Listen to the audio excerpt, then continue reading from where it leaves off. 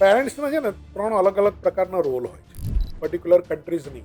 એ તમને 100% સ્કોલરશિપ પણ ઓફર કરે. ઘણા પેરેન્ટ્સ બાળકને પૂછ્યું કે તારે શું બનવું છે, એ સામ દામ દંડ ભેદ કરીને બાળકને એન્જિનિયર બનાવવું છે તો એન્જિનિયર બનાવીને છોડશે. કે વિદેશમાં ભણવું આ ખર્ચિક બાબત છે. પણ કોલેજ બાળકને ખબર જ નથી કે કોલેજમાં જઈશ તો મારે ત્યાં જઈને કઈ રીતે સ્ટડી કરવાનો છે. એટલે પહેલો પ્રશ્ન એવો આવે કે શું ઇન્ડિયામાં નોકરી જ નથી? નમસ્કાર દોસ્તો, યોગેશ વિરડિયા યુટ્યુબ ચેનલમાં આપ સૌનું હાર્દિક સ્વાગત છે. આપ સૌનો પ્રેમ અને ઉત્સાહ જ અમને નવા વ્યક્તિઓ સુધી પહોંચાડવામાં ખૂબ મદદરૂપ થાય છે.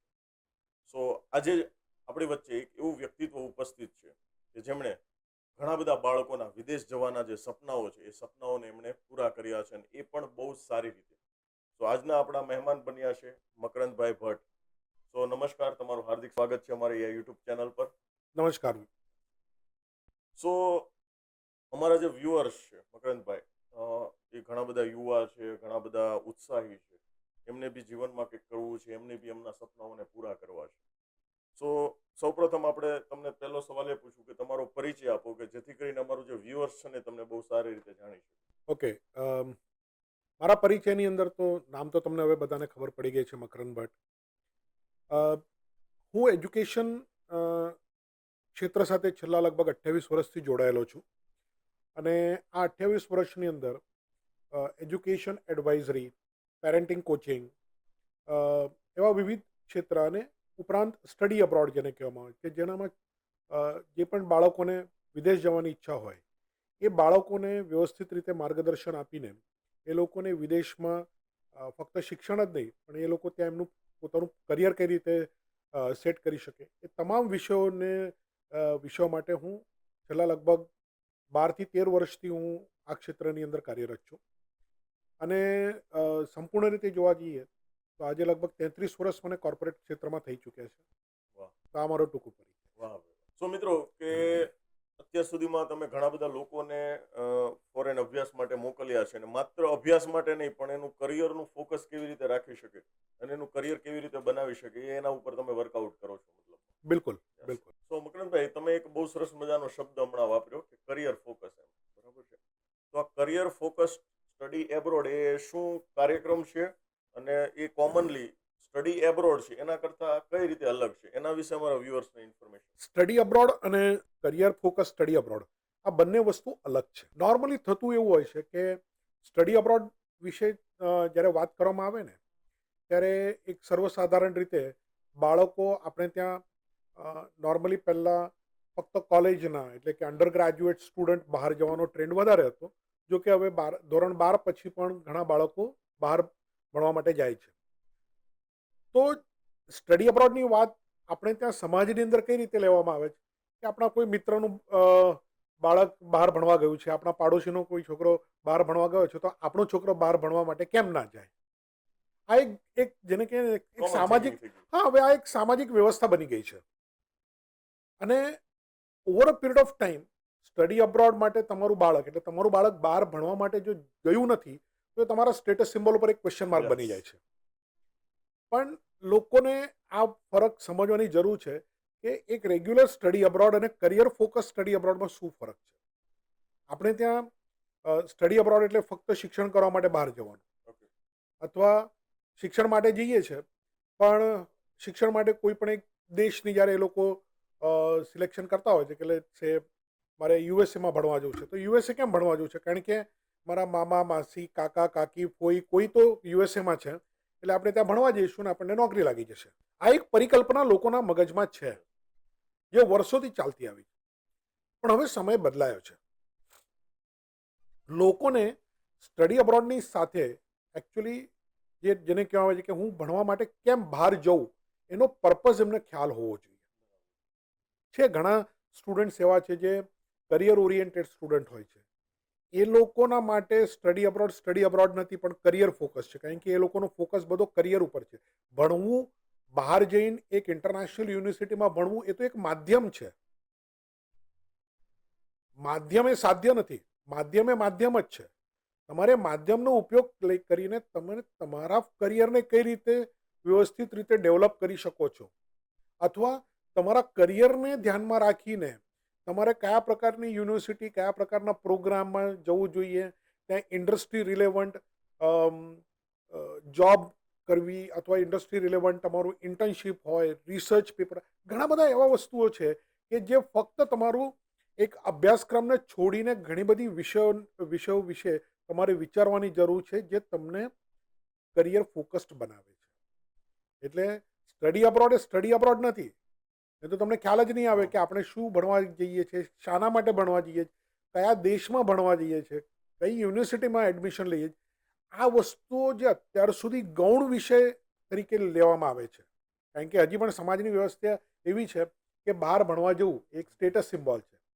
ત્યાંથી ખસીને આપણે ત્યાં બહાર ભણવા કેમ જવું એનો પર્પઝ તમને ક્લિયર હોય, that is known as a career focus study વાહ, અબ્રોડ. બહુ સરસ તમે વાત કરી. એમ અત્યાર સુધી છે ને લોકોના માઇન્ડમાં એક જ મિથ્યા ધારણા છે કે ભાઈ તમે કીધું એમ કે સ્ટેટસ સિમ્બોલ બની ગયો છે કે આપણે વિદેશ જવાનું છે. મોટા ભાગના કન્સલ્ટન્ટ છે કે એ લોકો કઈ રીતે આ જે સ્ટુડન્ટ એમની પાસે જતા હોય છે કે ભાઈ કઈ કન્ટ્રી સારી, ક્યાં અમને એડમિશન મળી જશે, ક્યાં ઇઝીલી જવું જરૂરી છે. કોઈ કરિયરનું કોઈ પાથવે નક્કી નથી હોતો કે ભાઈ મારે સ્પેસિફિક આ જ કન્ટ્રીમાં જવું છે, આ જ કોર્સ કરવો છે, આ જ વસ્તુનું નોલેજ લેવું છે. બટ જ્યાં ઓપોર્ચ્યુનિટી મળે ને ત્યાં જાય છે મતલબમાં. તો એના કરતાં તમે બહુ સરસ રીતે અલગ કામ કરો છો કે કરિયર ફોકસ, કે વ્યક્તિને શેમાં કરિયર બનાવવાનું છે અને માત્ર ને માત્ર કરિયર સિવાય બીજી ઘણી બધી બાબતો છે કે જે ઇફેક્ટ કરતી હોય છે. બિલકુલ. ઇનફેક્ટ જો તમે આજથી લગભગ 30-35 વર્ષ પહેલાંનો ટ્રેન્ડ જુઓ ને, તો એક ટ્રેન્ડ એવો હતો કે ભણવા માટે બહાર જવું તો ક્યાં જવું, તો કે ઓસ્ટ્રેલિયા જવું. એના પછી ઓસ્ટ્રેલિયા પછી એક ટ્રેન્ડ આવ્યો કે જેનામાં સ્ટુડન્ટ ફક્ત ને ફક્ત અથવા વધારે સ્ટુડન્ટ યુરોપ તરફ જવા માંડ્યા, યુકે ખાસ કરીને. પછી એક તબક્કો એવો આવ્યો કે કેનેડા તરફ વધ્યા. યુએસએ એવરગ્રીન રહે છે. એટલે અહીંયા આપણે ત્યાં ટ્રેન્ડ પ્રમાણે નક્કી થાય છે કે મારે કયા દેશમાં જવું. એટલે દેશ મહત્વનો છે, આપણું કરિયર મહત્વનું નથી. નથી, હા. એટલે નાનો છોકરો કેનેડા ગયો તો આપણે જવું છે, બાજુવાળાનો યુકે ગયો તો આપણે યુકે જવું છે. બિલકુલ, બસ એ રીતે. બિલકુલ. એટલે જ્યારે પણ મારી પાસે કોઈ સ્ટુડન્ટ આવે છે અને હું એમને પૂછું છું કે તમારે કેમ બહાર ભણવા જવું છે, તો કહે છે કે નોકરી માટે. એટલે પહેલો પ્રશ્ન એવો આવે કે શું ઇન્ડિયામાં નોકરી જ નથી? રાઈટ? ના ના ના, ત્યાં તો કે સાહેબ એ ડોલરમાં પૈસા મળે, તો ઇન્ડિયામાં રૂપિયામાં નથી મળતા.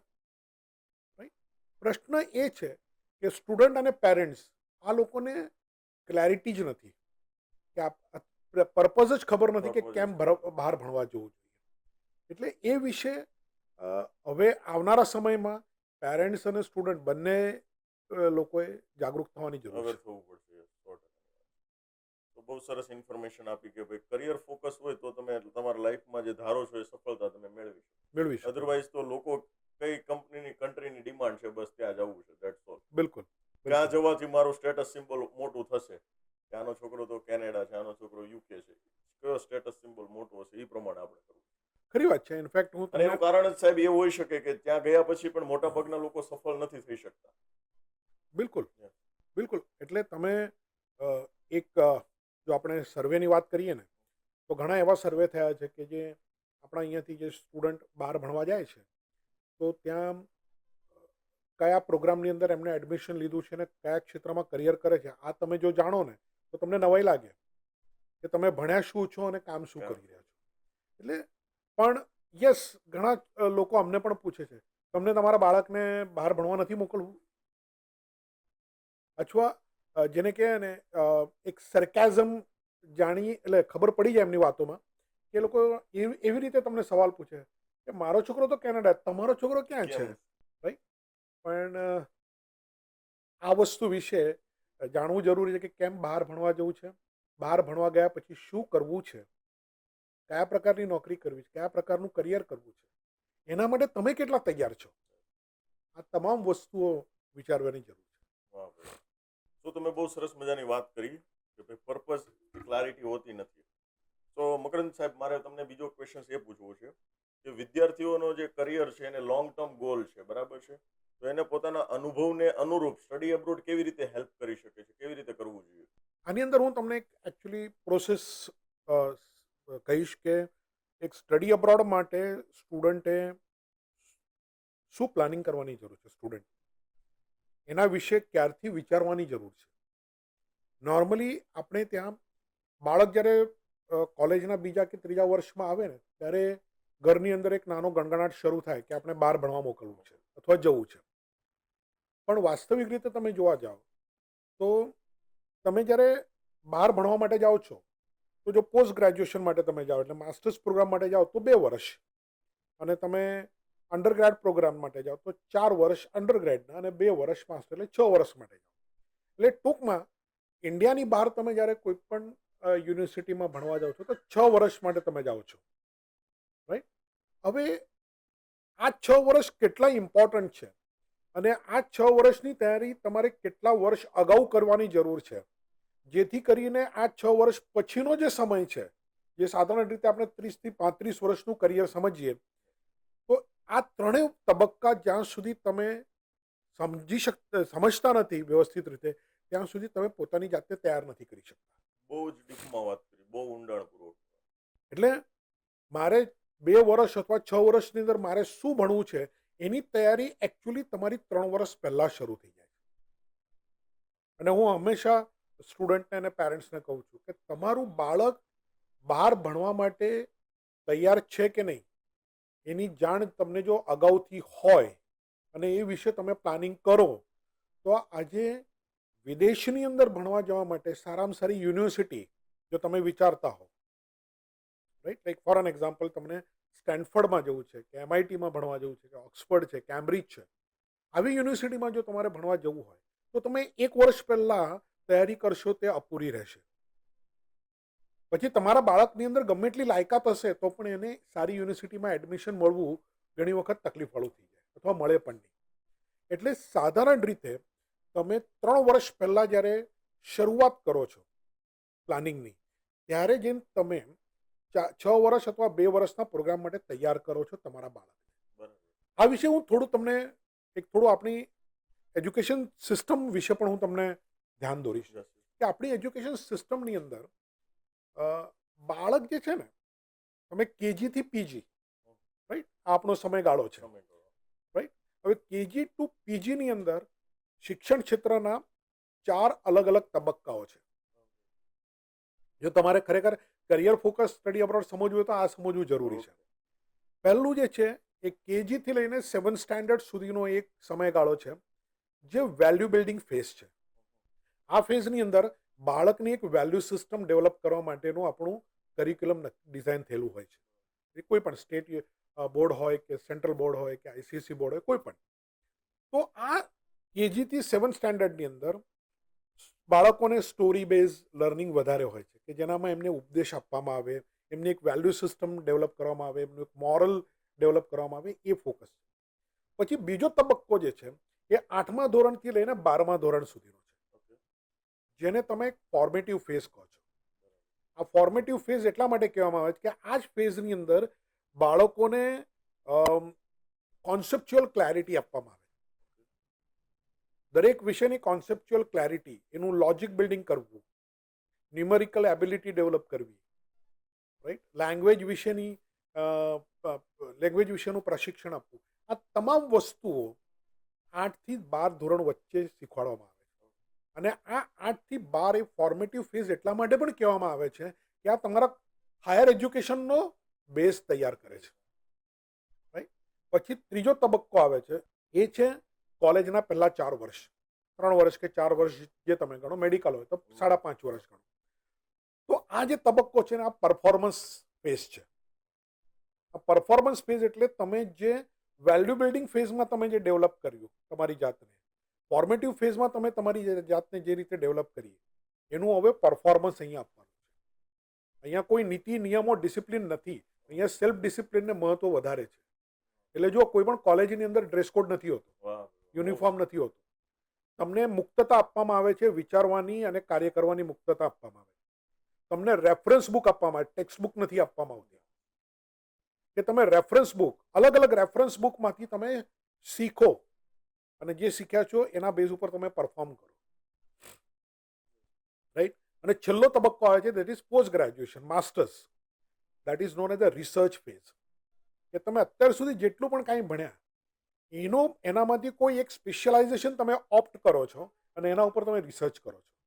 અને રિસર્ચ એટલા માટે કે જ્યારે તમે રિસર્ચ કરો છો, તમે તમારી જ્ઞાન પ્રાપ્તિને ચકાસો છો, એના પછી તમે કરિયર માટે તૈયાર થાઓ છો. હવે આપણા એજ્યુકેશનના 4 ફેઝિસ છે. અનફોર્ચ્યુનેટલી આપણું સામાજિક બંધારણ કહો કે શૈક્ષણિક બંધારણ કહો, એ બાળકને દરેક ફેઝમાંથી બીજા ફેઝમાં જવા માટે તૈયાર નથી કરતું. એવું? એટલે તમે ફોર્મેટિવ ફેઝની અંદર તમારું ફોકસ ફક્ત ફોર્મેટિવ ફેઝ ઉપર છે. એ વખતે બાળકને ખબર જ નથી કે હું કોલેજમાં જઈને મારે શું કરવાનું છે. એક્ઝેક્ટલી, બહુ સરસ વાત. રાઈટ? એટલે એના માટેની તૈયારી આ ફોર્મેટિવ ફેઝમાં થતી જ નથી. ફોર્મેટિવ ફેઝમાં ફક્ત ફોર્મેટિવ ફેઝની અંદર જે શીખવવામાં આવે છે એની તૈયારી થાય છે. પણ બાળકને ખબર જ નથી કે કોલેજમાં જઈશ તો મારે ત્યાં જઈને કઈ રીતે સ્ટડી કરવાનું છે. કોલેજમાં જાય ત્યારે માસ્ટર્સમાં કઈ રીતે મારે સ્ટડી કરવાનું છે. માસ્ટર્સ કરતો હોય ત્યારે મારે કોર્પોરેટમાં જઈને કઈ રીતે કામ કરવાનું છે, એના વિશેની કોઈ માહિતી જ નથી. એને લીધે બાળક એકમાંથી બીજા તબક્કામાં જ્યારે જાય છે ત્યારે એને તકલીફ પડે છે.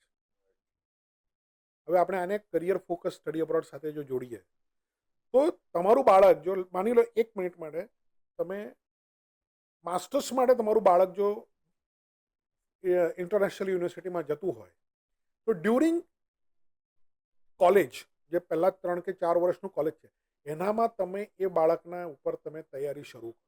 કયા પ્રકારની તૈયારી કરવી જોઈએ એ તૈયારી વિશે આપણે અલગથી ડેફિનેટલી વાત કરીશું. પણ એ તૈયારી જ્યારે તમે પહેલા 3 કે 4 વર્ષમાં કરો છો ત્યારે બાળક 2 વર્ષ બહાર જઈને ભણવા માટે તૈયાર થાય છે. અને ત્યારે એને સારામાં સારી યુનિવર્સિટી, સારામાં સારા પ્રોગ્રામમાં એને એડમિશન મળે છે. ત્યારે જઈને એને ઇન્ટરનેશનલ કરિયર અથવા ગ્લોબલ કરિયર એને મળે છે. તો આ જે પદ્ધતિ છે, આ પદ્ધતિ વિશે દરેક પેરેન્ટ્સે સમજવાની જરૂર છે. બહુ સરસ. અત્યાર સુધીમાં હું લગભગ ઘણા બધા એજ્યુકેશન કન્સલ્ટન્ટને મળ્યો છું, પણ આટલું ડીપમાં, એટલે આટલું ઊંડાણપૂર્વકની વાત તમે મને કહી અને આજે તમારા દ્વારા મને જાણવા મળ્યું. તો બહુ સરસ વાત કરી તમે કે ભાઈ પહેલેથી જ આપણે ફ્યુચરમાં જ આપણે પ્લાનિંગ હોવું જોઈએ કે બિલકુલ ભાઈ આપણે આપણા બાળક પાસે શું કરાવવાનું છે અથવા તો એનો શેમાં ઇન્ટરેસ્ટ છે, કઈ ફિલ્ડમાં આપણે એને આગળ વધારવાનું. બિલકુલ બિલકુલ આપણે તો એકદમ દરવાજે પહોંચી જઈએ છીએ, પછી આપણે નક્કી કરીએ છીએ કે આપણે આ દરવાજામાં જવું છે. બિલકુલ પહેલેથી નક્કી નથી હોતું મારે કયા દરવાજામાં જવાનું. સાચી વાત છે. તો બહુ સરસ તમે વાત કરી. મારે તમને નેક્સ્ટ ક્વેશ્ચન એ પૂછવો છે કે કરિયર ફોકસ સ્ટડી એબ્રોડ, બરાબર છે, તો આજના જે ઇન્ટરનેશનલ જોબ માર્કેટમાં કેવી રીતે હેલ્પફુલ થઈ શકે છે, કેવી રીતે બેનિફિટ અપાવી શકે છે? આ પ્રશ્નનો જવાબ હું તમને થોડો અલગ રીતે આપીશ, કારણ કે આ પ્રશ્નનો સીધો કોઈ જવાબ છે જ નહીં. આ પ્રશ્નનો જવાબ જે છે એ સ્ટુડન્ટ કઈ રીતે પોતાની જાતને તૈયાર કરે છે એનામાં છે.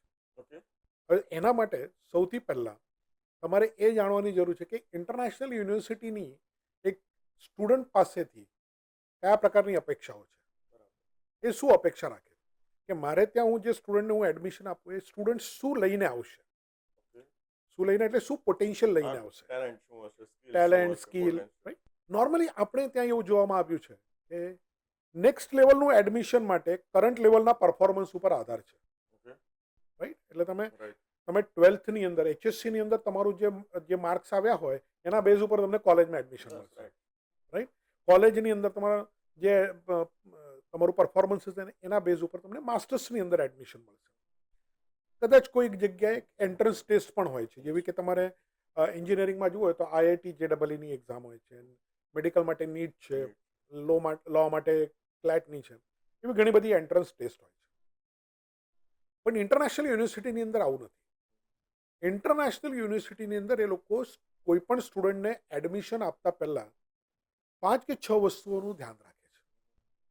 પહેલી વસ્તુ એજ્યુકેશન કે એકેડેમિક પરફોર્મન્સ શું છે, જેને CGPA અથવા કોન્સોલિડેટેડ પર્સન્ટેજ કહેવામાં આવે છે. રાઈટ? એક ઓબ્વિયસલી એ મહત્વની વસ્તુ છે, કારણ કે તમે જે સ્ટ્રીમનો પ્રોગ્રામ તમે કરી રહ્યા છો એનું પરફોર્મન્સ તમારું કેવું છે તો જોવામાં આવે છે. બીજું જે છે કે એના સિવાય તમારી લેંગ્વેજ પ્રોફિશિયન્સી જોવામાં આવે. રાઈટ? હવે language proficiency normally English speaking કન્ટ્રીઝની આપણે જો વાત કરીએ, એટલે કે US છે, કેનેડા છે, UK છે, ઓસ્ટ્રેલિયા છે, આ બધી ઇંગ્લિશ સ્પીકિંગ કન્ટ્રીઝ છે. Yes. તો ત્યાં યુનિવર્સિટી તમારી પાસેથી IELTS સ્કોર તમારો શું છે એ જોવા માંગતી હોય છે. બરાબર. એટલે લેંગ્વેજ પ્રોફિશિયન્સી. Language. પછી IELTS હોઈ શકે, અંડર ગ્રેજ્યુએશન માટે PTE પણ હોઈ શકે, પિયર્સન ટેસ્ટ ઓફ ઇંગ્લિશ, એ પણ હોઈ શકે. ત્રીજું જે છે એ જે તમારી સ્કોલેસ્ટિક એપ્ટિટ્યૂડ.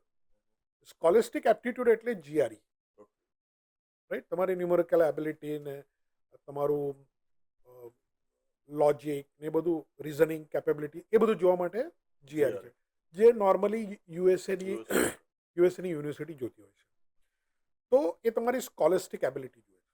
પછી તમારું પ્રોફાઇલ. હવે તમે કોણ છો, તમારું એક એકેડેમિક પરફોર્મન્સ ઉપરથી તમારું એકેડેમિક એપ્ટિટ્યૂડ ખબર પડશે, પણ તમારું વ્યક્તિમત્વ કઈ રીતે ખબર પડે? તો એના માટે એ યુનિવર્સિટી જુએ કે ભાઈ તમે કોઈ સોશિયલ કોન્ટ્રીબ્યુશન કરો છો, સમાજને ઉપયોગી થાય એવું તમે કંઈક કરો છો. એ વસ્તુ અલગ છે કે આપણા માટે બહુ અઘરું છે એ સમજવાનું કે સમાજ વ્યવસ્થા સાચવવાની આપણી જવાબદારી છે. આપણે સમજવામાં ઘણી વખત ભૂલ કરતા હોઈએ.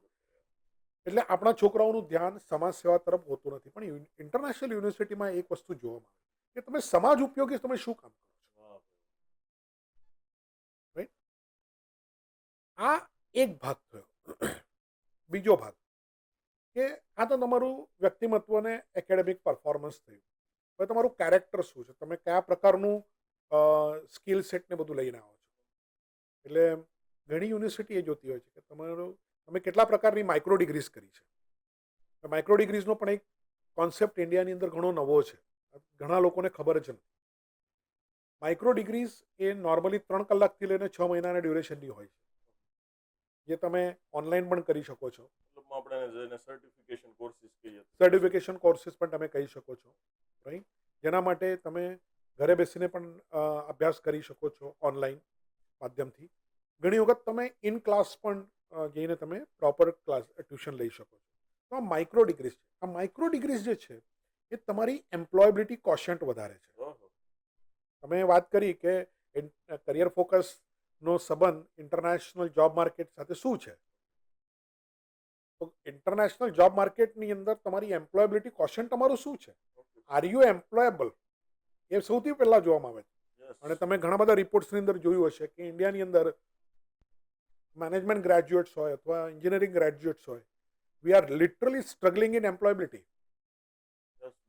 આપણો એમ્પ્લોયેબિલિટી સ્કોર 30, 32, 35% ઉપર જતો જ નથી. એટલે 100 સ્ટુડન્ટ પાસ થઈને આવે છે પણ એમ્પ્લોયેબલ તો ફક્ત 30 કે 32 જ છે. જોબ કરવાને લાયક 30 જ હોય છે. તો પછી તમને રિલેવન્ટ ઇન્ડસ્ટ્રીમાં રિલેવન્ટ જોબ પ્રોફાઇલ કઈ રીતે મળી શકે? આ વસ્તુ ઇન્ટરનેશનલ માર્કેટમાં પણ છે. તો માઇક્રો ડિગ્રીઝ જે છે એ તમારી એમ્પ્લોયેબિલિટી કોશન્ટ વધારે છે. એટલે એ તમે કેટલી કરી એ જુએ છે. અને આ બધી વસ્તુઓ જ્યારે સ્ટુડન્ટ પોતાના સ્ટેટમેન્ટ ઓફ પર્પઝની અંદર જ્યારે મેન્શન કરતો હોય છે અથવા લખતો હોય છે, એના ઉપરથી યુનિવર્સિટીને ખબર પડે છે કે આ સ્ટુડન્ટને રિક્રુટેબલ છે કે નહીં. અને આ જો વ્યવસ્થિત હોય તો એના ઘણા બધા ફાયદા પણ છે. એક, તમને સારામાં સારી યુનિવર્સિટીની અંદર એડમિશન મળી શકે, એટલે ટોપ રેન્ક યુનિવર્સિટીની વાત કરું છું. બીજું, તમને સ્કોલરશિપ મળી શકે છે, રાઈટ. તમને ઇન્ટર્નશિપની અંદર સારામાં સારો ફાયદો થઈ શકે. તમને યુનિવર્સિટીની અંદર રિસર્ચ આસિસ્ટન્ટ તરીકે કામ મળી શકે છે, ટીચિંગ આસિસ્ટન્ટ તરીકે તમને કામ મળી શકે છે. અને આ તમામ વસ્તુઓ જ્યારે ભેગી થાય છે ત્યારે એક ઇન્ટરનેશનલ કંપનીને ખબર પડે છે કે તમે કોણ છો, અને ત્યાંથી તમારું એકચ્યુઅલી ગ્લોબલ કરિયર શરૂ થાય છે. બહુ એકદમ ઝીણવટપૂર્વકની માહિતી આપી તમે.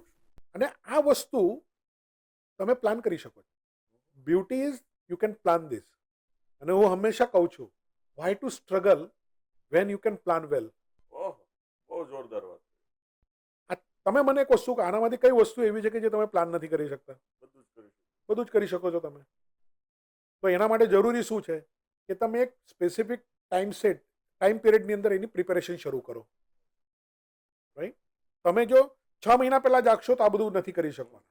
પણ જો તમે 3 વર્ષ 4 વર્ષ પહેલા જો તમે જાગો, રાઈટ, અને આને વ્યવસ્થિત પ્લાનિંગ એક સ્ટ્રેટેજીથી ચાલો, તો તમને સારામાં સારી top rank, high rank university અંદર એડમિશન મળી શકે અને ગ્લોબલ કરિયર માટેનો દરવાજો ખુલી શકે. મતલબમાં વ્યૂહરચના છે ને એ બધી જ જગ્યા ઉપર જરૂરી છે. જરૂરી છે, સ્ટ્રેટેજી છે એ બધી જગ્યા ઉપર બધી જરૂરી જ છે. જગ્યાએ જરૂરી. સ્ટ્રેટેજિકલી જેટલું તમે કામ કરો એટલી સફળ થવાના ચાન્સીસ વધી જાય. બીજું, સ્ટડી અબ્રોડના કેસની અંદર ઘણા સ્ટુડન્ટ અને પેરેન્ટ્સને એ વસ્તુનું ખબર નથી કે ઘણી બધી ઇન્ટરનેશનલ યુનિવર્સિટી પર્ટિક્યુલર કન્ટ્રીઝની એ તમને 100% સ્કોલરશિપ પણ ઓફર કરે છે. ઓહો, આ લગભગ કોઈને નહીં ખબર હોય. Right? 100% સ્કોલરશિપ. લોકોને એટલું જ ખબર છે કે જર્મનીની અંદર ફ્રી એજ્યુકેશન છે, આ એક કન્ટ્રી વિશે જ ખબર છે. રાઈટ? પણ એ ફ્રી એજ્યુકેશન નથી સાહેબ, એ 100% સ્કોલરશિપ છે. પણ એના માટે તમારી અમુક એની શરતો છે કે તમે જો જર્મન મીડિયમની અંદર એજ્યુકેશન લો તો ફ્રી ઓફ કોસ્ટ છે. હવે જર્મન મીડિયમમાં તમારે શીખવું હોય તો જર્મન શીખવું પડે. લેંગ્વેજ શીખવી પડે. હવે જર્મન લેંગ્વેજ શીખવા માટે ઓછામાં ઓછો 2 થી 3 વર્ષનો સમય જોઈએ, એટલે પાછી તમારે સ્ટ્રેટેજી બનાવવી પડે. સિમિલરલી ફ્રાન્સ છે, ઇટલી છે, ઇનફેક્ટ ઇંગ્લિશ સ્પીકિંગ કન્ટ્રીઝની અંદર પણ ઘણી યુનિવર્સિટી એવી છે કે જે તમને અપ ટુ 100% સ્કોલરશિપ ઓફર કરે છે. પણ એના માટે તમારું પ્રોફાઇલ બિલ્ડિંગ વ્યવસ્થિત હોવું જોઈએ, અને પ્રોફાઇલ બિલ્ડિંગ કોઈ કાળે વગર સ્ટ્રેટેજી, વગર પ્લાનિંગ અને વગર પ્રોપર એક્ઝિક્યુશન શક્ય બને. નથી. તો તમે બહુ સરસ માહિતી કરી આપી કે ભાઈ તમે સ્ટ્રેટેજિકલી જાઓ તો તમે ડેફિનેટલી તમે જે ધારો છો એ યુનિવર્સિટીમાં તમે પહોંચી શકો. સો સાહેબ, મારે તમને નેક્સ્ટ ક્વેશ્ચન એ પૂછવો છે કે કરિયર ફોકસ સ્ટડી એબ્રોડ એના વિશે વિદ્યાર્થી અને જે પેરેન્ટ્સ છે, માતા પિતા છે, એના મનમાં શું ખોટી ધારણાઓ બંધાયેલી છે? કેમ કે તમે ઘણા સમયથી આ ફિલ્ડમાં છો, એટલે વાલીઓના મનની જે ધારણાઓ છે એ તમે 100% એક્યુરેટ અમારા વ્યુઅર્સને જણાવી શકો. ધારણાઓને વિશે જો વાત કરું ને તો એવું છે કે કરિયર ફોકસ સ્ટડી અબ્રોડ વિશે લગભગ કોઈ પેરેન્ટ્સને કે કોઈ સ્ટુડન્ટને ખબર જ નથી કે આવું કંઈ હોઈ શકે, હોઈ શકે. રાઈટ? બીજી એક વસ્તુ કે આપણે ટેકનોલોજીના યુગમાં જીવીએ છીએ. એક જમાનામાં ગૂગલ સર્ચ હતું, હવે આર્ટિફિશિયલ ઇન્ટેલિજન્સ, ચેટ જીપીટી ને બધું આવી ગયું. નોર્મલી લોકો બહાર ભણવા જવું છે તો ઘણા આવા માધ્યમો ઉપર વધારે ડિપેન્ડન્ટ રહે છે કે જ્યાંથી એમને સ્ટડી અબ્રોડ વિશેની માહિતી મળે છે. બરાબર. ગૂગલ કરો, ગૂગલ ઉપર સર્ચ કરો, અથવા તમે ચેટ જીપીટી ઉપર નાખો તો તમને યુનિવર્સિટીના લિસ્ટ મળે અને એની અંદર તમે અપ્લાય કરો, તમારું એડમિશન થાય. લોકોને સ્ટડી અબ્રોડ આટલું ઇઝી લાગે, પણ આની અંદર 2-3 વસ્તુ મહત્વની એ આવે છે કે જેવું મેં તમને કહ્યું, સ્ટડી અબ્રોડ એ સ્ટ્રેટેજિક ડિસિઝન છે, એ રેન્ડમ ડિસિઝન હા, નથી. બરાબર. જ્યારે વિચાર આવ્યો અને નીકળી ગયા એવું નથી, રાઈટ? તો સૌથી પહેલી ધારણા એવી છે કે સ્ટડી અબ્રોડ માટે તમે ગમે ત્યારે તૈયાર છો. તમારે ફક્ત એક IELTS ની એક્ઝામ આપવાની છે. IELTS નો સ્કોર આવે એટલે તમે કોઈ પણ કન્સલ્ટન્ટ પાસે જાઓ, તમારું એડમિશન કરાવી દે. આ લોકોના મનમાં એટલું જ છે કે આપણે ગામડે જવું છે કે નહીં એટલું જ છે. ટિકિટ લીધી, બસમાં બેસી ગયા, પહોંચી ગયા. એટલું ઈઝી નથી મતલબ. રાઈટ? એટલે આ મહત્વની વસ્તુ છે જે પેરેન્ટ્સે સમજવાની જરૂર છે. બીજી એક વસ્તુ, આપણે ત્યાં કોઈ પણ કાર્ય કરવું હોય ને તો આપણી ડિસિઝન મેકિંગ પ્રોસેસ શું છે? ડિસિઝન મેકિંગ પ્રોસેસની અંદર 2 વસ્તુ આવે છે. એક, આપણે સર્ચ કરીએ. ટેકનોલોજીનો જમાનો છે, ટેકનોલોજીનો મદદ લઈને આપણે ઘણી બધી વસ્તુઓ સર્ચ કરી લેતા હોઈએ છીએ. હવે આપણને એ નથી ખબર પડતી કે ઘણી વખત આપણે જે સર્ચ કરીને માહિતી મેળવીએ છીએ એનામાં કેટલી ઓથેન્ટિક માહિતી છે, ઇન્ફોર્મેશન છે, અને કેટલી ઇનઓથેન્ટિક છે આપણને ખબર નથી. એકદમ એક્યુરેટ. રાઈટ? બીજી એક વસ્તુ કે આપણે પબ્લિક ઓપિનિયનને વધારે મહત્વ આપીએ છીએ. મામાએ કીધું કેનેડા જોવાય તો જોવાય. ઘણી વખત મારી પાસે એવા સ્ટુડન્ટ અમેરિકા જવું છે, કેમ જવું છે? મારા માસી ત્યાં છે. ભાઈ, માસી ત્યાં છે બરાબર છે, એક ઇકોસિસ્ટમ તમને ઉપયોગમાં આવી શકે, પણ તમે તમારા કરિયર વિશે પહેલા વિચારો. જરૂરી નથી કે તમને તમારા કરિયર માટે જે પ્રોગ્રામ તમારે પ્રોગ્રામમાં એડમિશન લેવાની જરૂર છે એ જ યુનિવર્સિટીમાં હોય જે યુનિવર્સિટી તમારા માસીના ટાઉનમાં હોય. રાઈટ? તો મહત્વની વસ્તુ એ છે કે તમે પબ્લિક ઓપિનિયનના બદલે તમે એક પ્રોફેશનલ કન્સલ્ટન્ટ પાસે જાઓ તો પ્રોફેશનલ કન્સલ્ટન્ટ તમને ઘણી બધી જગ્યાએ તમને મદદરૂપ થાય. સૌથી પહેલું ક્યાં મદદરૂપ થાય કે એક તમને સાયન્ટિફિક ઇન્ફોર્મેશન આપશે. નંબર 2, કોઈ પણ પ્રોફેશનલ કન્સલ્ટન્ટ તમને એક પ્રોપર સ્ટ્રેટેજી બનાવીને આપશે જે સ્ટ્રેટેજી ઉપર તમને ચાલવામાં મદદરૂપ થઈ શકે. અને ત્રીજું કે તમને વ્યવસ્થિત ડિસિઝન મેકિંગ પ્રોસેસની અંદર હેલ્પ કરી શકે. અને કોઈ પણ પ્રોફેશનલ કન્સલ્ટન્ટ ઓબ્વિયસલી એની કન્સલ્ટન્સી ફી લેવાનો છે, પણ સામે તમને કેટલા બેનિફિટ ઓફર કરે. એ વ્યક્તિ તમારા પ્રોફાઇલ ઉપર કામ કરે, જે પ્રોફાઇલથી તમને સ્કોલરશિપ મળી શકે, તમારા પૈસા બચે પૈસા છે. બચી શકે. yes. તમને તમારા બાળકને રિસર્ચ આસિસ્ટન્ટશીપ અથવા ટીચિંગ આસિસ્ટન્ટશીપ મળી શકે, રાઈટ, તો ત્યાં જઈને રૂપિયા કમાઈ શકે, રાઈટ. ઘણી બધી પ્રોસેસમાં હાઉસિંગ ફેસિલિટીથી માંડીને, એટલે એડમિશન પ્રોસેસથી માંડીને હાઉસિંગ ને ટ્રાવેલ એન્ડ મેડિકલ ઇન્સ્યોરન્સ, ઘણી બધી એવી વસ્તુઓ છે કે જેના વિશે તમને કાંઈ જ ખબર નથી, પણ એ પ્રોફેશનલ કન્સલ્ટન્ટ તમને અહીંયા ગાઈડ કરીને તમારા રૂપિયા બચાવવામાં મદદ કરે. Definitely. તો મારું એક જ સજેશન છે કે જ્યારે તમે એક કરિયર ફોકસ પહેલાં સ્ટડી અબ્રોડ માટે વિચારતા હો, તો એના બદલે તમે કરિયર ફોકસ સ્ટડી અબ્રોડ માટે વિચારો. બરાબર. કારણ કે તમે જે પણ કાંઈ કરો છો કરિયર માટે કરો છો, રાઈટ. અને ફક્ત વિદેશમાં જઈને કામ કરવું એ કરિયર નથી, વિદેશમાં જઈને સારું કામ કરવું એ કરિયર છે. વાહ ભાઈ વાહ, જોરદાર વાત. Right? કેમ કે કામ તો બધા કરે જ છે, તમે શું કરે કામ જ છે. કરો છો એ કોઈના ફોટા તમને બતાવતા જ નથી કે અમે કોઈ શું નથી, કામ કોઈ કરીએ આવીને છીએ. કહેતું પણ નથી ઈમાનદારીથી કે અમે શું કામ શું કરીએ કામ કરીએ છીએ. બરાબર. છીએ, પણ તમને તમારું કોન્શિયસ ખબર છે, તમને કહે છે કે તમે શા માટે આવ્યા હતા અને શું કામ કરી રહ્યા કરી છો. રહ્યા. Right? તો એક પ્રોપર સમય લો, એક પ્રોફેશનલ કન્સલ્ટન્ટ પાસે જાઓ, એની પાસેથી કરિયર ફોકસ સ્ટડી અબ્રોડ શું છે એ વિશે જાણી લો, એ વિશે એ તમને શું મદદ કરી શકે છે એ જાણી લો, એના વિશે એક પ્રોપર સ્ટ્રેટેજી બનાવો, અને ઓછામાં ઓછા 2 થી 3 વર્ષ પહેલાં તમે એ સ્ટ્રેટેજીને ઇમ્પ્લિમેન્ટ કરવાની શરૂ કરો, તો તમને સારામાં સારી યુનિવર્સિટીમાં સારામાં સારા પ્રોગ્રામની અંદર ઓછા ખર્ચે વિદેશમાં ભણવાની એક ઓપોર્ચ્યુનિટી મળે, અને ત્યાંથી તમારું ગ્લોબલ કરિયર શરૂ. સો જેટલા પણ વ્યુઅર્સ છે, જેટલા બી પેરેન્ટ્સ છે, એમને મારી એક રિક્વેસ્ટ છે કે જો તમે તમારા બાળકોને ફ્યુચરમાં કોઈ ફોરેન કન્ટ્રીઝમાં અભ્યાસ માટે મોકલવા માંગતા હો, તો તમારા માટે મકરંદભાઈ ભટ્ટ છે બેસ્ટ કન્સલ્ટન્ટ બની શકે છે. હું બધાને રિક્વેસ્ટ કરું છું કે આપણે અન્ય કોઈ કન્સલ્ટન્ટની સલાહ લઈએ તો પણ આપણે એક વખત કરિયર ફોકસ આપણે કેવી રીતે હેલ્પફુલ આપણને થઈ શકે છે. બહુ માઇક્રો લેવલની માહિતી એમની પાસે છે અને બહુ સરસ મજાની ઇન્ફોર્મેશન તમારા બાળકના ભવિષ્ય માટે તમને આપી શકે. નીચે ડિસ્ક્રિપ્શનમાં એમના નંબર આપેલા છે, તમે એમનો કોન્ટેક્ટ અવશ્ય કરી શકો છો. સો સાહેબ, મારે તમને બીજો ક્વેશ્ચન એ પૂછવો છે કે વિદ્યાર્થીઓના કરિયર ગોલ્સ અને રાઇટ એજ્યુકેશન માટે એવા કયા કયા કાર્યક્રમો થાય છે, પ્રોગ્રામો થાય છે, અને એને શોધવા માટે શું કરવું જોઈએ?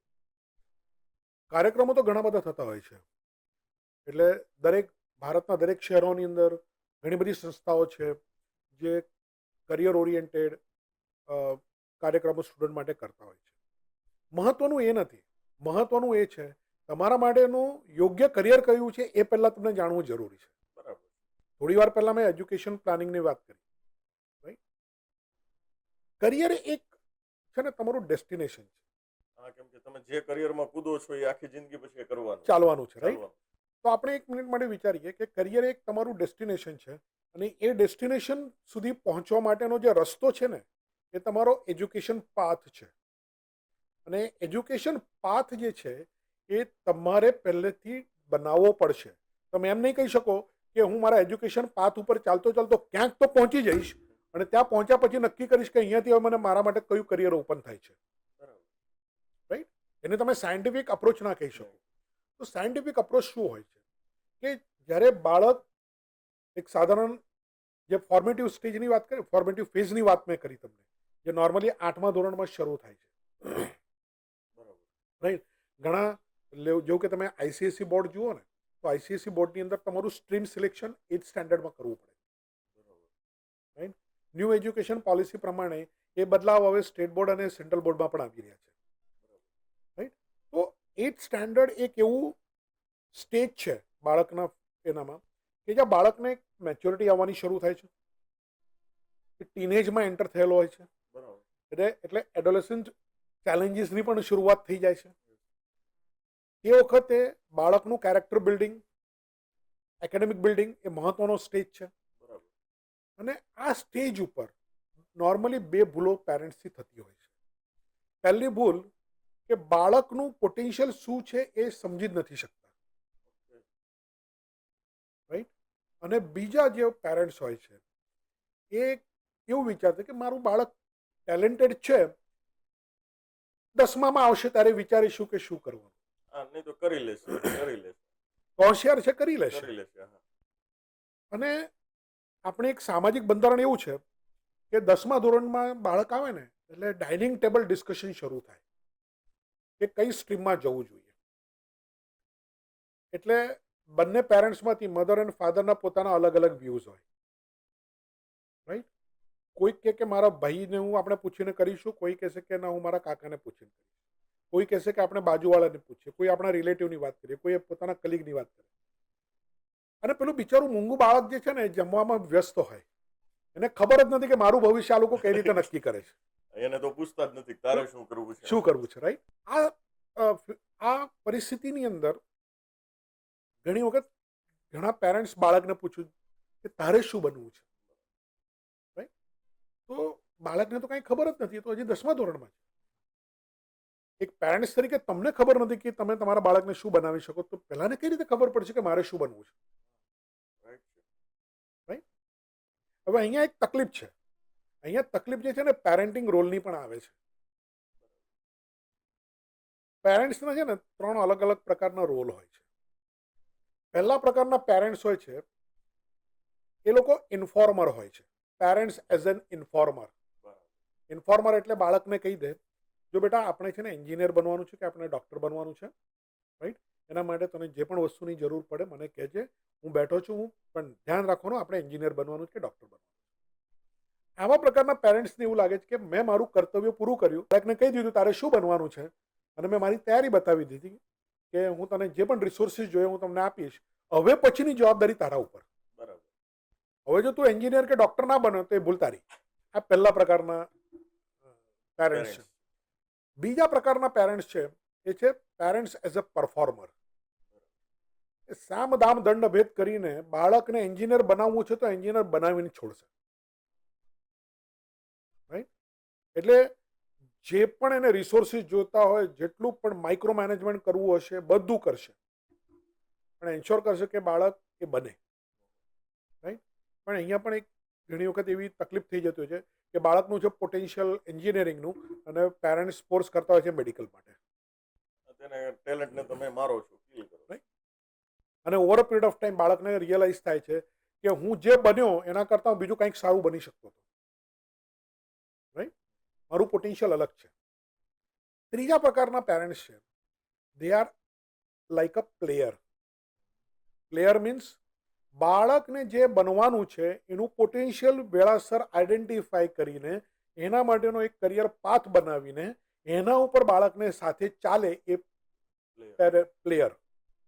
એવા પેરેન્ટ્સ પણ સમાજમાં છે જેનાથી બાળક ઉપર કોઈ પણ પ્રકારનું માનસિક દબાણ આવતું નથી. કેમ? કારણ કે તમે એનું પોટેન્શિયલ આઈડેન્ટિફાઈ કરી લીધેલું છે.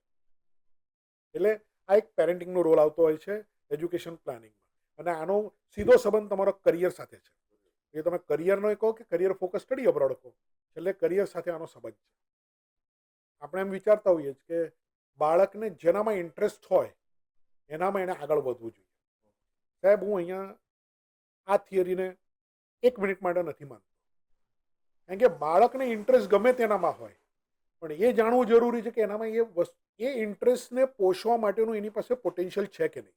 બહુ જોરદાર વાત. બાળકને ઘણી વખત એવું બનતું હોય છે કે બાળક પોતાના કુટુંબની અંદર અથવા પોતાના સમાજમાં કોઈ વ્યક્તિને જોઈ લે છે અને એને જાણતા અજાણતા પોતાનો રોલ મોડલ બનાવે છે. એનાથી ઇન્સ્પાયર થાય છે. એનાથી ઇન્સ્પાયર થાય છે અને એને એવું લાગે છે કે મેં મારા ફેમિલીમાં કોઈને જોયા કે મારા પાડોશમાં કોઈને જોયા કે મારા નેટવર્કમાં કોઈને મેં જોયા જે ડૉક્ટર છે, એટલે જુએ કે આ વ્યક્તિ ડૉક્ટર છે, એની આ પ્રકારની લાઈફસ્ટાઈલ છે જે મને ગમે છે, એટલે આ લાઈફસ્ટાઈલ માટે ડૉક્ટર બનવું જરૂરી છે. પણ બની શકે છે એ છોકરામાં ડૉક્ટર નહીં પણ એન્જિનિયર અથવા આર્કિટેક્ટ બનવાના પોટેન્શિયલ હોય, રાઈટ? એટલે ઇન્ટરેસ્ટ બેઝ ઉપર કરિયર નક્કી કરવું દરેક વખતે કદાચ સાચું ના પડે, પણ પોટેન્શિયલ બેઝ તમે કરિયર નક્કી કરો તો 110% સાચું. કારણ કે તમારું પોટેન્શિયલ જે છે એ પોટેન્શિયલને ધ્યાનમાં રાખીને તમારો ઇન્ટરેસ્ટ શું છે જાણીને જ્યાં પોટેન્શિયલ અને ઇન્ટરેસ્ટ ભેગું થાય છે એ તમારો કરિયર પોઈન્ટ છે. અને ત્યાંથી તમારી કરિયર ડેવલપમેન્ટની સ્ટ્રેટેજી નીકળીને આવશે. તો કરિયર પ્લાનિંગની સ્ટ્રેટેજી શું છે કે બાળકનું પહેલાં પોટેન્શિયલ આઈડેન્ટિફાઈ કરો, પોટેન્શિયલના બેઝ ઉપર એનું કરિયર આઈડેન્ટિફાઈ કરો, કરિયરના બેઝ ઉપર હવે એ કરિયર માટે શું કરવું જરૂરી છે? તો પહેલું આવશે સ્ટ્રીમ. જો ડૉક્ટર બનવું હોય તો સાયન્સ સ્ટ્રીમ લેવી પડે, રાઈટ? એન્જિનિયરિંગ કરવું હોય તો સાયન્સ કરવું છે. પણ ચાર્ટર્ડ એકાઉન્ટન્ટ માટે તમારે લિબરલ આર્ટ્સ અથવા કોમર્સ જેને કહેવામાં આવે છે એ લેવું જરૂરી છે, રાઈટ? તો તમારા કરિયરના બેઝ ઉપર પહેલાં તમને સ્ટ્રીમ સિલેક્શન ખબર પડશે. સ્ટ્રીમના બેઝ ઉપર તમે સબ્જેક્ટ સિલેક્શન કરી શકો, રાઈટ? મેડિકલ હોય તો ફિઝિક્સ, કેમિસ્ટ્રી, બાયોલોજી. એન્જિનિયરિંગ હોય તો ફિઝિક્સ, કેમિસ્ટ્રી, મેથ્સ, રાઈટ? એટલે સબ્જેક્ટ સિલેક્શન થાય. સબ્જેક્ટ સિલેક્શનના બેઝ ઉપર તમે પ્રોગ્રામ સિલેક્શન કરી શકો કે કયો પ્રોગ્રામ તમને એ કરિયર સુધી પહોંચાડી શકે, રાઈટ? આ છે પ્લાનિંગ. આટલું પ્લાનિંગ બનાવવાથી પણ બાળક તમારું સક્સેસફુલ થશે એવું જરૂરી નથી. એટલે ત્રીજો તબક્કો. ત્રીજા તબક્કામાં શું છે કે હવે આજે તમે પ્લાનિંગ બનાવ્યું છે એ પ્લાનિંગને તમે કઈ રીતે એક્ઝિક્યુટ કરો. એક્ઝિક્યુશન જોઈએ ને, ખાલી પ્લાનિંગ કરવાથી તો બધું થવાનું નથી. તો એક્ઝિક્યુશન માટે 5 વસ્તુ જરૂરી છે. એક, એકેડેમિક ઇન્ટરવેન્શન્સ. એકેડેમિક ઇન્ટરવેન્શન્સ એટલે સ્કૂલ અને કોલેજની અંદર જે તમને શીખવવામાં આવે છે, એકેડેમિક ડિલિવરી, આ બે વચ્ચેનો જે ગેપ છે એ ગેપને તમે એડિશનલ એકેડેમિક એક્ટિવિટીઝ અથવા ઇન્ટરવેન્શન્સથી તમે કવર કરો છો. જે થોડી વાર પહેલાં મેં તમને કહ્યું માઇક્રો ડિગ્રીઝ, આ માઇક્રો ડિગ્રીઝનો એરિયા આવે છે જે તમારું એમ્પ્લોયેબિલિટી કોશન્ટ વધારે છે. બીજું છે non academic activities. Non academic activities એવી એક્ટિવિટીઝ કે જે તમારું કેરેક્ટર બિલ્ડિંગ કરે, તમારી વેલ્યુ સિસ્ટમ બનાવે, તમારું મોરલ ડેવલપ કરે, તમને કોન્ફિડન્સ આપે, એટીટ્યુડ ડેવલપ કરે, એ તમામ પ્રકારની એક્ટિવિટીઝ નોન એકેડેમિક એક્ટિવિટીઝ. ત્રીજું છે હેબિટ રીએન્જિનિયરિંગ. જાણતા અજાણતા બાળકો એવી હેબિટ એડોપ્ટ કરી લેતા હોય છે કે જે તેમના કરિયરની અંદર રોડબ્લોક બને છે. એનામાંની બે તો હું અત્યારે તમને કહી શકું. એક છે પ્રોકાસ્ટિનેશન, કાલે કરીશું, હજી ક્યાં ઉતાવળ છે, પોસ્ટપોનમેન્ટ, રાઈટ? અને એ કરવા પાછળનું કારણ શું છે? Digital addiction. બધાને ખબર છે આ કોમન પ્રોબ્લેમ છે. હાલમાં જ એક સ્ટુડન્ટ સાથે હું વાત કરતો હતો અને એ સ્ટુડન્ટ અત્યારે 11th સ્ટેન્ડર્ડમાં છે. એ આઈઆઈટી જેઈ માટે પ્રિપેર કરે છે અને મને મળવા આવીને મને કહે કે સર મારું ડિઝાયર્ડ રિઝલ્ટ આવતું નથી. મોક ટેસ્ટ જે ક્લાસમાં લેવાય ને, ડિઝાયર્ડ રિઝલ્ટ આવતું નથી. મને બહુ ફ્રસ્ટ્રેશન આવ્યું. એટલે મેં એની દિનચર્યા સમજવાનો પ્રયત્ન કર્યો અને જ્યારે ઊંડાણપૂર્વક મેં તપાસ કરીને ત્યારે ખબર પડી કે અનફોર્ચ્યુનેટલી એ છોકરી જાણતા અજાણતા 3 થી 3.5 કલાક ઇન્સ્ટાગ્રામ ઉપર સ્પેન્ડ કરે છે. હવે આ વસ્તુ જે છે, આ બાળકનું ગમે એટલું પોટેન્શિયલ હશે તો પણ એને ડેવલપ નહીં થવા દે અને બાળકને એક મીડિયોકર લાઈફ અથવા મીડિયોકર કરિયર મળશે. એટલે હેબિટ રીએન્જિનિયરિંગ કરવું બહુ જ જરૂરી છે. રીએન્જિનિયરિંગ એટલા માટે શબ્દ વાપરું છું કે ઘણી આદતો એવી છે કે જે તમારા કરિયર માટે જરૂરી છે. લાઈક ફોર એન એક્ઝામ્પલ, તમારું પ્રેઝન્ટેશન સ્કિલ છે અથવા રીડિંગ હેબિટ છે, આ જરૂરી વસ્તુ છે, રાઈટ? સવારે જલ્દી ઉઠીને જિમિંગ કરવું એ તમારા કરિયર માટે પણ જરૂરી છે, ફિઝિકલ ફિટનેસ, રાઈટ? તો ત્રીજી વસ્તુ છે હેબિટ રીએન્જિનિયરિંગ. ચોથું છે સાયકોલોજીકલ ગ્રુમિંગ. બાળકમાં ડોક્ટર બનવાની ક્ષમતા છે પણ ડોક્ટર તરીકે વિચારતો જ નથી, તો ડોક્ટર ક્યારે બનશે? તો પેરેન્ટ્સની એક જવાબદારી છે કે એનું સાયકોલોજીકલ ગ્રુમિંગ કઈ રીતે કરવું. અને છેલ્લી વસ્તુ છે એ છે ફિઝિકલ ગ્રુમિંગ. જાણતા અજાણતા બાળકોની ઓછામાં ઓછી 3 હેબિટ્સ જે છે ફિઝિકલ હેબિટ એ કોમ્પ્રોમાઇઝ હોય છે. એક છે food habits, junk food consumption. બીજું છે સ્લીપિંગ હેબિટ્સ, લેટ નાઇટ સુધી જાગવું અને સવારે મોડા ઉઠવું, રાઈટ? અને ત્રીજી જે છે નો એક્સરસાઇઝ. આ ત્રણેય વસ્તુ એમના કરિયર માટે ધોકાદાયક છે. હવે આ 5 વસ્તુ જે છે, આ 5 વસ્તુ તમે જે તમારા બાળકનું પોટેન્શિયલ આઈડેન્ટિફાઈ કર્યું છે કરિયરનું, એના ઉપર તમને ચાલવામાં મદદ કરશે. It is a complete guided journey for scientific parenting. અને આ જ પ્રોસેસની અંદર, આ પ્રોસેસ ક્યારથી શરૂ થાય? 8th સ્ટેન્ડર્ડથી લઈને પોસ્ટ ગ્રેજ્યુએશન. અને આ જ સમય દરમિયાન બાળકને જ્યારે બહાર જવાનું છે ભણવા, ઇન્ડિયાની બહાર ઇન્ટરનેશનલ યુનિવર્સિટીમાં, તો ત્યાં આ જ વસ્તુ એના માટે કરિયર ફોકસ સ્ટડી અબ્રોડ બની જાય છે. સો બહુ સરસ મજાની તમે વાત કરી. હવે સાહેબ મારે તમને એક ક્વેશ્ચન પૂછવો છે કે શું કોઈ એવા દેશ કે એવી કોઈ યુનિવર્સિટીઝ છે કે જે કરિયર ફોકસ સ્ટડી એબ્રોડ ઉપર કામ કરતું હોય, એવી તકો આપતી હોય? એની અંદર તો એવું છે કે દરેક દરેક દેશની અંદર દરેક દેશની પોતાની ટોપ યુનિવર્સિટીઝ છે અને દરેક ટોપ યુનિવર્સિટીને એક સારા સ્ટુડન્ટ કેરેક્ટરની જરૂર છે. બરાબર. એટલે એવું કશું નથી કે કોઈ દેશની અંદર તમને કરિયર ફોકસ મળશે ને કોઈ દેશમાં નહીં મળે. દરેકે દરેક દેશની અંદર, જેવું કે લગભગ વિશ્વની અંદર ઓછામાં ઓછી બી 28 થી 32 કન્ટ્રીઝ છે કે જ્યાં તમને ટોપ રેન્ક યુનિવર્સિટી મળશે. અને આટલી બધી કન્ટ્રીમાં. હા, દરેક કન્ટ્રીમાં મળે. આપણા લોકોને ફક્ત US, UK, Canada, 5 countries Australia ખબર છે. હા, એટલી જ ખબર છે. એટલી જ ખબર છે. પણ ઘણી ઇમર્જિંગ કન્ટ્રીઝ છે, લાઈક આયર્લેન્ડ છે, ફિનલેન્ડ છે, નેધરલેન્ડ છે, સ્વીડન છે, પોલેન્ડ છે, સ્પેન છે, સ્વિટ્ઝરલેન્ડ છે, રાઈટ. આવી ઘણી ઇમર્જિંગ કન્ટ્રીઝ છે, જર્મની છે, ઇટલી છે, ફ્રાન્સ છે, જ્યાં ઇન્ડિયન સ્ટુડન્ટ્સને સારામાં સારી શૈક્ષણિક તકો પણ છે. અને એની આગળ આ બધી જે કન્ટ્રીઝ કહે છે ને, એમનો હેપીનેસ ઇન્ડેક્સ તમે જરા ચેક કરી લો, વધારે છે, રાઈટ. પોલ્યુશનનો પ્રોબ્લેમ નથી, રાઈટ. બીજા કોઈ પોલિટિકલ અથવા ઇકોનોમિક ઇશ્યુઝ નથી. જ્યાં જઈને તમે તમારું બાળક ત્યાં એક સારામાં સારું કરિયર બનાવી શકે એની ઓપોર્ચ્યુનિટીઝ અવેલેબલ છે. પણ એના વિશે હું થોડું અલગથી પણ કહીશ. આપણે ત્યાં છે ને એક જેને કહેવાય ને એક સોશિયલ વેવ હોય છે, right? કે આખું ગામ જો યુએસએ માટે વિચાર કરતો હોય તો આપણે પણ યુએસએ માટે જ વિચાર કરીએ, રાઈટ.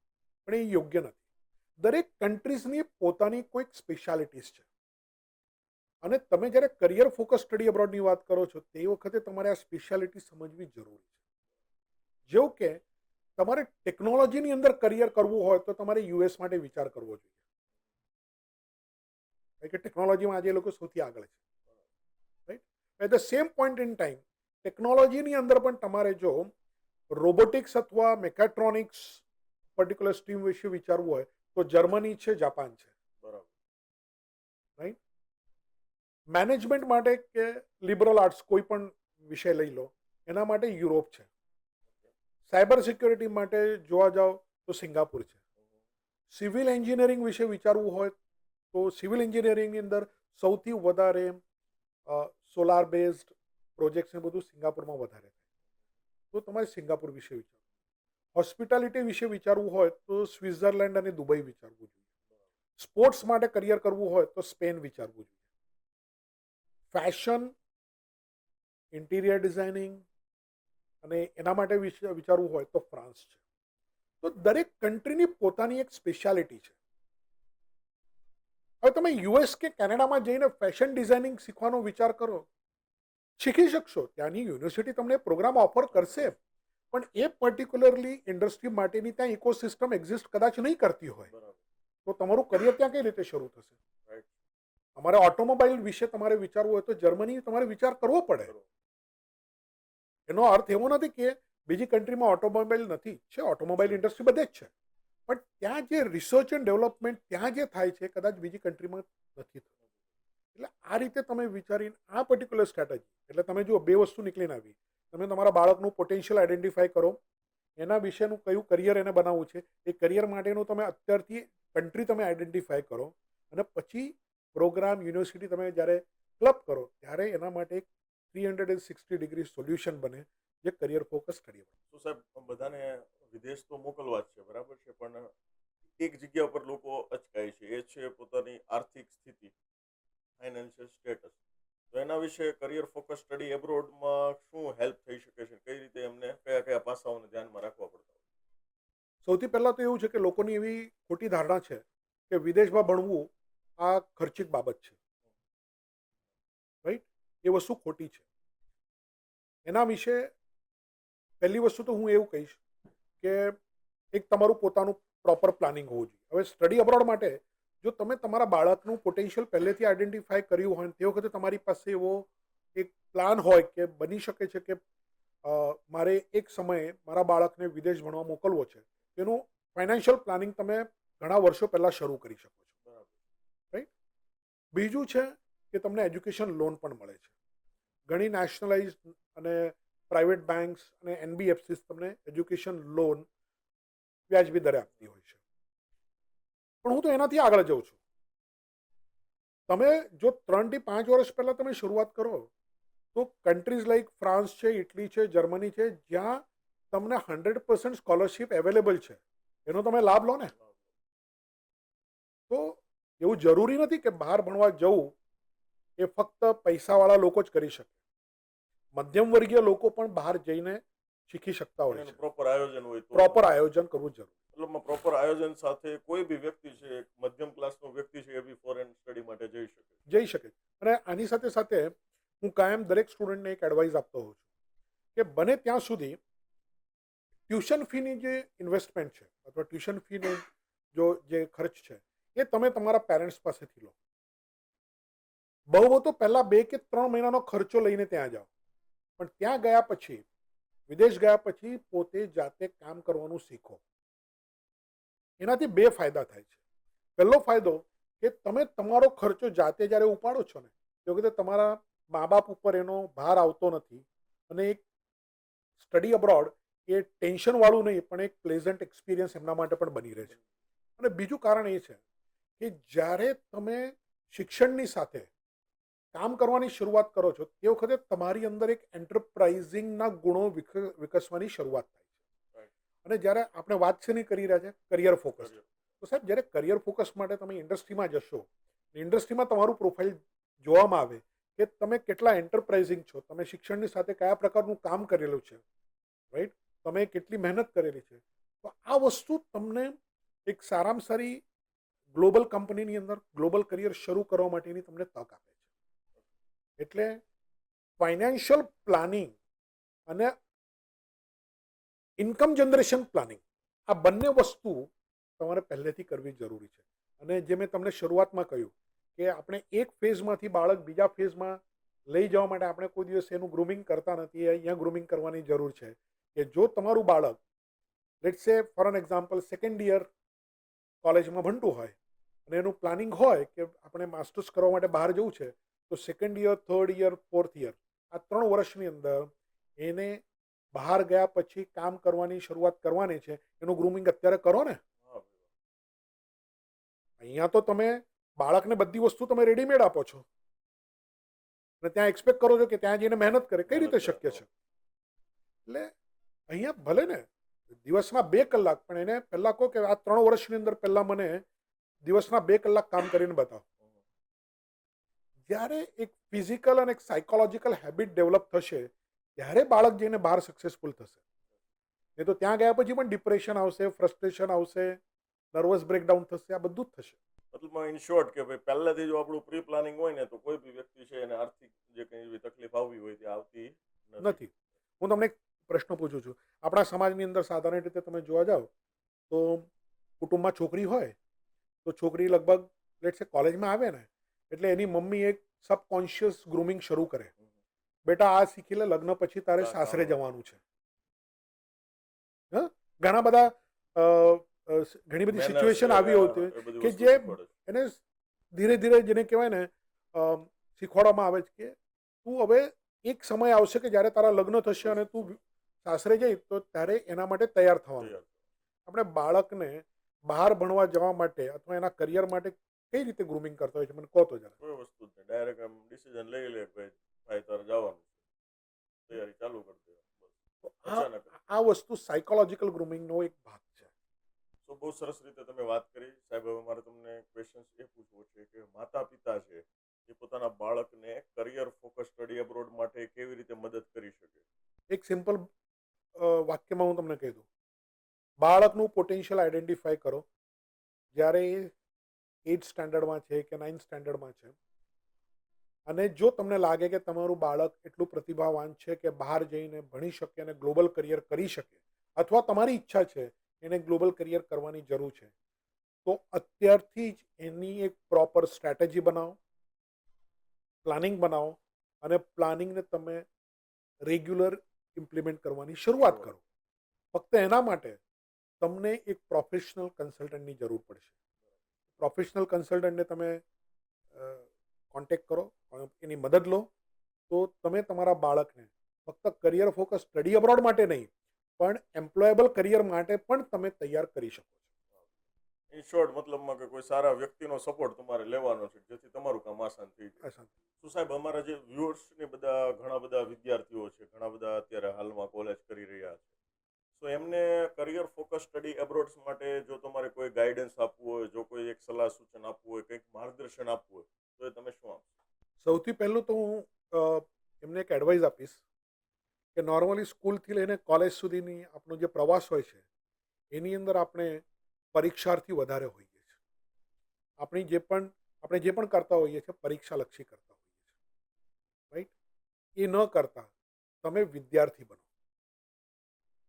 એટલે લર્નિંગ ઉપર ફોકસ રાખો, પરફોર્મન્સ ઉપર ફક્ત ના રાખો. લર્નિંગ ઉપર ફોકસ હશે તો પરફોર્મન્સ આપોઆપ આવશે. પણ તમે જો ફક્ત પરફોર્મન્સ ઉપર ફોકસ રાખશો તો તમારી લર્નિંગ થશે કે નહીં એની કોઈ ગેરંટી નથી.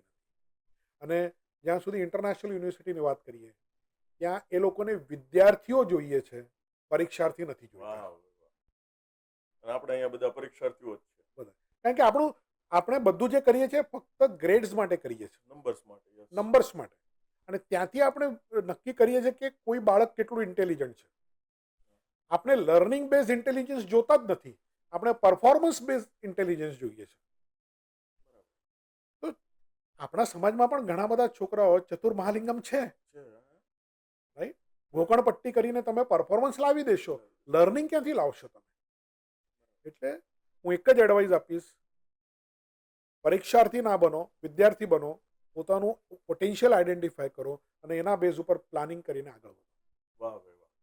તો વ્યુઅર્સ મિત્રો, જેટલા બી લોકો તમને એવું લાગતું હોય કે યસ ફોરેન એજ્યુકેશનમાં અમારે સારું ગાઈડન્સ મેળવવું છે, તો તમે નીચે નંબર આપેલા છે, તમે સાહેબનો સંપર્ક કરી શકો છો. So thank you very much સાહેબ, તમે અમારા જે વ્યુઅર્સ છે એમને બહુ જ સરસ મજાની, એટલે આટલી ઊંડાણપૂર્વકની માહિતી મેં અત્યાર સુધીમાં ઘણા બધા પોડકાસ્ટ લીધા, ઘણા બધા એજ્યુકેશન કન્સલ્ટન્ટને મળ્યો, બટ આટલું ડીપમાં માહિતી મેં આજે પહેલી વખત મેળવી. સો સાહેબ, હું પર્સનલી બી તમને થેન્ક યુ કહું છું અને અમારા વ્યુઅર્સ વતી બી તમને થેન્ક યુ કહું છું. થેન્ક યુ વેરી મચ કે તમારો બહુમૂલ્ય સમય અમારા વ્યુઅર્સ માટે તમે આપ્યો. Thank you very much.